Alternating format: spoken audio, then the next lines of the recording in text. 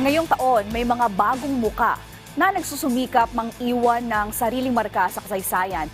Para masigurado ito, todong suporta ang ibinigay ng ating mga opisyal para sa mga pambansang atleta. Kilalanin natin sila sa ulat ni Rafael Bandayrel.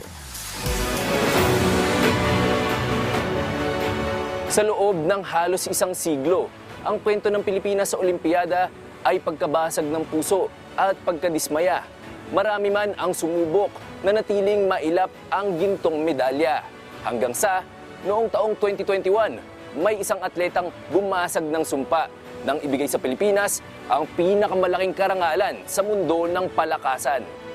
Hindi man kabilang si Heidelin Diaz Naranjo sa mga delegadong makikipagsapalaran sa Paris. May 22 magigiting na Pinoy athletes ang susubok na magpatuloy ng kanyang legasiya.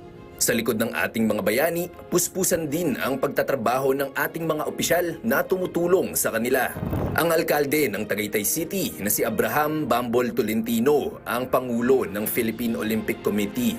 Taong 2019 nang maitalaga siya sa pwesto at sa ilalim ng kanyang pamumuno, hindi maikakailang rumatsyada ang pamamayagpag ng ating national athletes. Bilang pinuno ng POC, sinisiguro ni Tolentino na todong suporta ang matatanggap ng ating mga pambansang atleta. This is the first time that the Philippine Olympic delegates will be having a training camp before Olympics. So complete facilities, equipments, sports lab, medical, lahat. Kung ano yung equipments na gagamitin sa Olympics, yun din ang ipagagamit sa atin. So very timely and it will be very effective. Si Cavite Governor John Vic Remulla naman ang magsisilbing chef de mission ng Pilipinas para sa Paris Olympics. Meron pa rin tayong siyempre may legacy ni Miss Heidelin. The glass ceiling has been broken by Heidelin.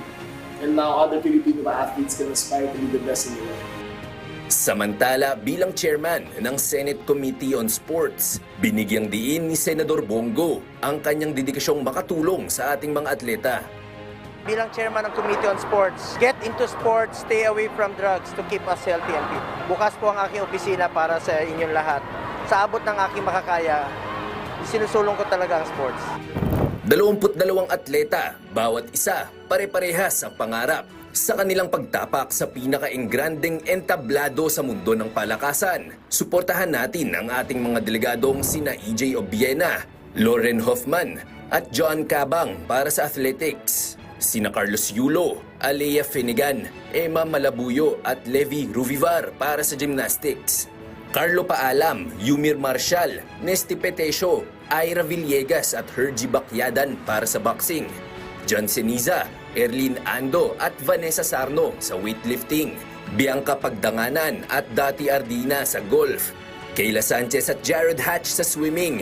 Samantha Katantan sa fencing. Giovanni Delgaco sa rowing at Kiyomi Watanabe sa judo. Rafael Bandayrel para sa Pambansang TV sa Bagong Pilipinas.